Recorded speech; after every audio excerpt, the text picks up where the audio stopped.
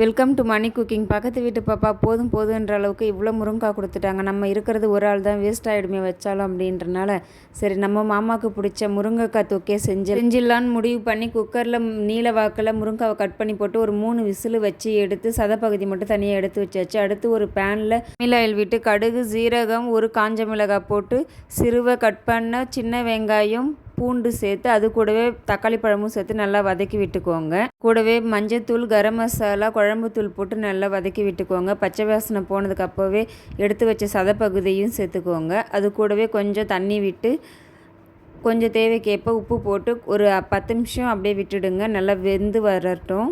நிமிஷம் கழித்து ஓப்பன் பண்ணி பார்த்தீங்கன்னா நல்ல வாசனையாக வரும்.